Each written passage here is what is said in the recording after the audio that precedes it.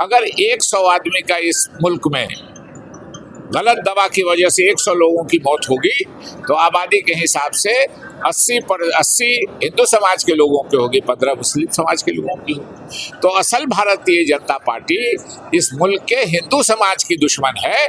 मुसलमानों का तो वो नाम हिंदू समाज को बेवकूफ़ बनाने के लिए लेते हैं। लोगों में जो मतदाता के उत्साह में दीवानगी नहीं है, जो दीवानगी 2019 में देखी जा रही थी, जो 2014 में देखी जा रही थी। देखिए, वही कहा मैंने कि काठ की हांडी बार बार नहीं चढ़ती।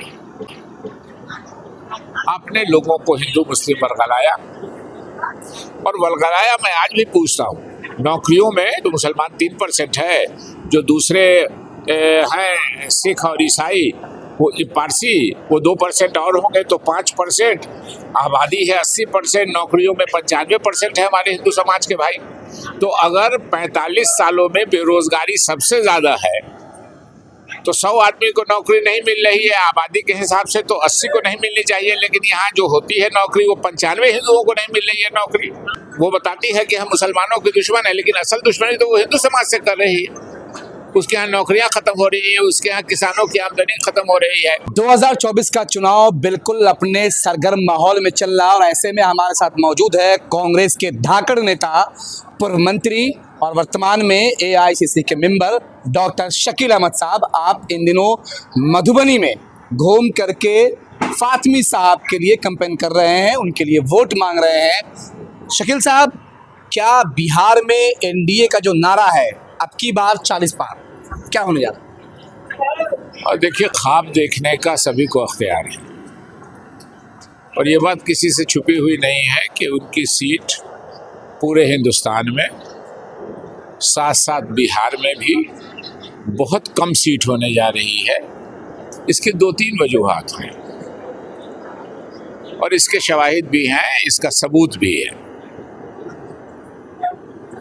कि नरेंद्र मोदी जी 15 साल से हिंदू मुस्लिम 14 में तो वो आए, वो 10 साल हुआ, लेकिन उसके पहले से नरेंद्र मोदी जी की जो पूंजी थी वो हिंदू मुस्लिम की पूंजी है कि इसी को लड़ाओ। इसके तो लोग अब उब गए हैं, क्योंकि इस देश में बेरोजगारी 45 सालों में सबसे ज़्यादा है।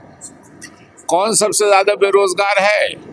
तो आबादी के हिसाब से 80% हिंदू है, तो 100 आदमी बेरोजगार है, उसमें 80 आदमी हिंदू समाज के लोग हैं। किसानों की आमदनी 18 सालों में सबसे नीचे लेवल पे है। कौन है ज़्यादा तादाद में किसान? तो हिंदू समाज के लोग हैं हमारे। तो हिंदू का नाम लेके हिंदू समाज के ही लोगों को नुकसान पहुंचाया जा रहा है। नाम बोल लेते हैं कि हम मुसलमानों के दुश्मन हैं, लेकिन ईमानदारी की बात अगर कीजिएगा तो बीजेपी वाले और नरेंद्र मोदी जी वो हिंदू समाज को सबसे ज़्यादा नुकसान पहुंचा रहे हैं। तो लोगों को ये अंदाज़ा होने लगा है, हमारे हिंदू समाज के भाई पढ़े लिखे हैं, हमसे तो ज़्यादा पढ़े लिखे हैं, तो उनको भी अंदाज़ा हो रहा है। दूसरे एक बात यार है कि MPs ने ये समझ लिया, जो चुने गए 39 पिछली बार बिहार में चुने गए, एक कांग्रेस के हमारे छोटे भाई जावेद, वो किशनगंज से जीत पाए। उनके वालिद मोहम्मद हुसैन आज़ाद साहब हमारे वालिद के साथ MLA हुआ करते थे, फिर इत्तेफाक से मुझे भी मौका मिला उनके साथ होने का। फिर जावेद मेरे साथ MLA, मेरे साथ मिनिस्टर हुए, तो किशनगंज की एक सीट हम जीत पाए थे।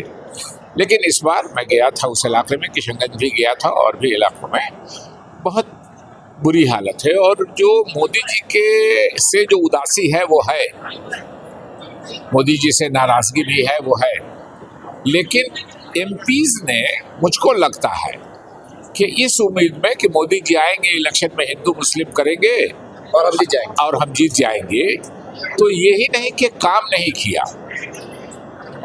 इलाके में MP ज़्यादातर जो NDA के MP है, BJP जदयू के MP है, वो गए ही नहीं इलाके में। मैं कल झंझारपुर भी गया था, और कल मैं फातमी साहब की मीटिंग में रही, दरवाजे पर हरलाखी में थी, तो हमारे एक प्रमुख ने कह दिया कि अगर MP किसी चौक चौराहे अकेले उतर जाएंगे तो लोग उनके साथ अच्छा सलूक नहीं करेंगे। मैंने कहा कि गलत बोल रहे हैं। सुलूक अच्छा या बुरा उसके साथ किया जाता है जिसको पहचाना जाता है। एमपी आज की तारीख में उतर जाएगा तो कोई पहचानेगा भी नहीं कि हमारा एमपी है, क्योंकि आए ही नहीं इलाके में। काम तो छोड़ दीजिए, बीजेपी और एनडीए के एमपीज आए ही नहीं काम करने के लिए। तो इसलिए मोदी जी के खिलाफ भी एंटी इनकम्बेंसी है, जो उनके नाम पर वोट देते थे सिर्फ। और जो एमपीज हैं अभी ज़्यादातर एमपी, वो 39 एमपी वही है, उनके खिलाफ भी बहुत एंटी इनकम्बेंसी है, इसलिए उनकी सीट कम होगी। लोगों में जो मतदाता थे उत्साह नहीं है, दीवानगी नहीं है, जो दीवानगी 2019 में देखी जा रही थी, जो 2014 में देखी जा रही थी। देखिए, वही कहा मैंने कि काठ की हांडी बार बार नहीं चढ़ती। आपने लोगों को हिंदू मुस्लिम वर्गलाया, और वर्गलाया मैं आज भी पूछता हूँ। नौकरियों में तो मुसलमान 3% है, जो दूसरे हैं सिख और ईसाई, वो पारसी, वो 2% और होंगे तो 5%। आबादी है 80%, नौकरियों में 95% है हमारे हिंदू समाज के भाई। तो अगर 45 सालों में बेरोजगारी सबसे ज़्यादा है, तो 100 आदमी को नौकरी नहीं मिल रही है आबादी के हिसाब से, तो 80 को नहीं मिलनी चाहिए। लेकिन यहाँ जो होती है नौकरी, वो 95 हिंदुओं को नहीं मिल रही है नौकरी। किसान सबसे ज़्यादा हिंदू समाज के हैं, उनकी आबादी उतनी है, इसलिए। और यही काम अंग्रेज़ों ने भी किया था। मैं अक्सर कहता हूँ कि अंग्रेज़ चले गए हैं, निशानियाँ छोड़ गए। फ़र्क ये है, अफसोस की बात ये है कि अंग्रेज़ जो थे, उनको हम शक्ल से पहचान लेते थे कि ये हमारे दुश्मन हैं। आज जो अंग्रेज़ों की निशानियाँ इस मुल्क में हैं, उनकी शक्ल भी हमारी आपकी तरह है। हम नहीं पहचान सकते हैं कि वो हमारे दुश्मन हैं, और समाज नहीं पहचान सकता है। तो जो अंग्रेज किया करते थे, अंग्रेजों ने 1857 में इस मुल्क को कब्जा कर लिया था पूरा। लेकिन सिर्फ एक बार कब्जा करने से नहीं होता है, हुकूमत बढ़ानी है अपनी।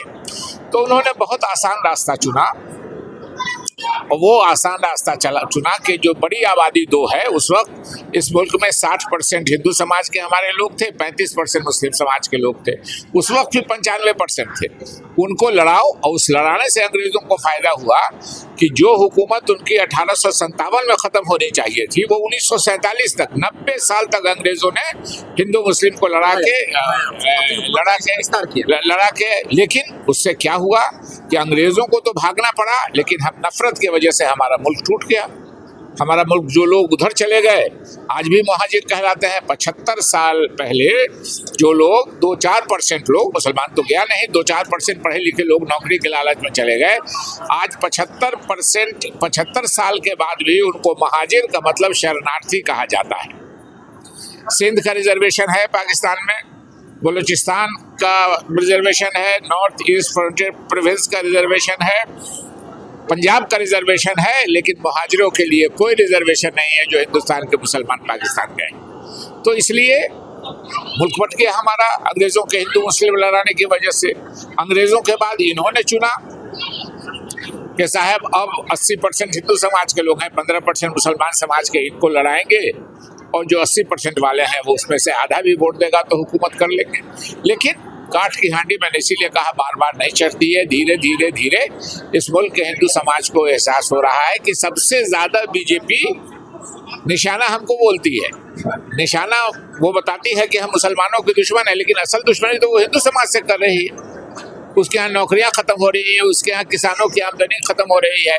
अब बताइए कि इलेक्ट्रल बॉन्ड में जो भ्रष्टाचार किया है, दवा कंपनी पर छापा पड़ता है कि ये जाली दवा बना रहे, और 5 दिन के बाद वो बीजेपी को चंदा देता है 500 करोड़ रुपया, उस पर से सारे जांच खत्म हो जाती है। जाली दवा से तो हमारे आपके किसी हिंदू मुसलमान सबको मुतासिर होगा।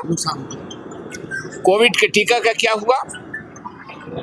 आज 52 करोड़ रुपया चंदा दिया है, के अलावा कोई कंपनी कोविड की दवा नहीं बनाएगी, कोरोना की दवा वैक्सीन नहीं बनाएगी। क्या है ये?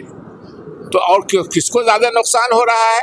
अगर 100 आदमी का इस मुल्क में गलत दवा की वजह से 100 लोगों की मौत होगी, तो आबादी के हिसाब से 80 हिंदू समाज के लोगों की होगी, 15 मुस्लिम समाज के लोगों की होगी। तो असल भारतीय जनता पार्टी इस मुल्क के हिंदू समाज की दुश्मन है।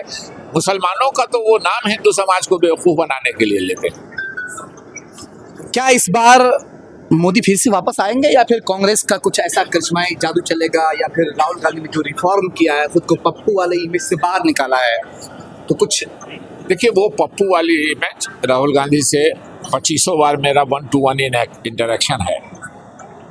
राहुल गांधी एक बहुत ही सुलझे हुए, बहुत ही समझदार, बहुत ही पढ़े लिखे, इंटायर पॉलिटिकल साइंस में नहीं, मोदी जी की डिग्री है।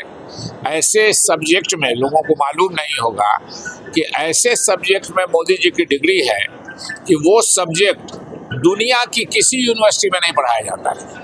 उस सब्जेक्ट का एक स्टूडेंट पूरी दुनिया में नहीं मिलेगा।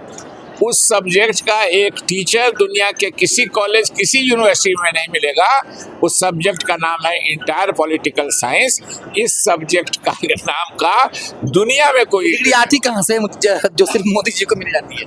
ये मोदी जी जाने, और इसको अमित शाह जी ने दिखलाया लोगों को सामने, साफ लिखा हुआ इंटायर पॉलिटिकल साइंस। इस नाम का कोई सब्जेक्ट दुनिया की किसी यूनिवर्सिटी में नहीं पढ़ाया जाता है। हर काम जाली है, हर काम जाली है। इसलिए लोग धीरे धीरे पहचानने लगे हैं, और नहीं पहचानेंगे तो अपना नुकसान खुद करेंगे। एक और आज जो 45 सालों में बेरोजगारी सबसे ज्यादा हिंदुस्तान में है, ऐसा कभी नहीं। एक और सवाल है, बिहार में इंडिया गठबंधन कितनी सीटें लाने जा रहा है? देखिए, कोई अगर कहता है कि हम दावे के साथ कह देते हैं इतनी सीटें हैं, 40, वो उनका ख्वाब देखने का कोई नहीं है। उनको कल जवाब नहीं देना है। उनको मालूम है कि हिंदू मुस्लिम कह देंगे कि मुसलमानों ने जीतने नहीं दिया। कोई ठीक नहीं है। हार जाएंगे तो कहेंगे कि पाकिस्तान ने खबर किया था नहीं जीतने देने के लिए। बीजेपी के नेताओं को कह दिया जाए कि आप 5 मिनट तकरीर कीजिए, उसमें हिंदू मुसलमान नहीं कीजिए, मंदिर मस्जिद नहीं कीजिए, शमशान कब्रिस्तान नहीं कीजिए, हिंदुस्तान पाकिस्तान नहीं कीजिए, तो 2 मिनट के अंदर वो मंच से उतर जाएंगे। उसके बाद कोई उनके पास सब्जेक्ट ही नहीं है, कुछ बोलने के लिए है ही नहीं।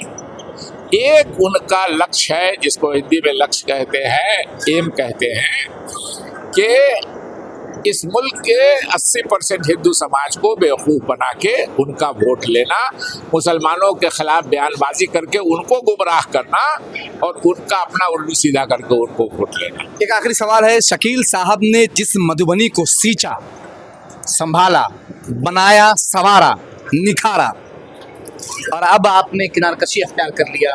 नहीं, ये मेरा जाती फैसला था। देखिए, कोई निखारता ये नहीं है।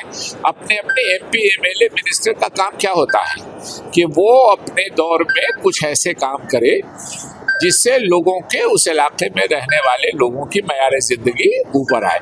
ये सिलसिला शुरू हुआ। मैं गया था कनाडा, अमेरिका में जाता रहता हूँ, मेरे बच्चे कनाडा में रहते हैं।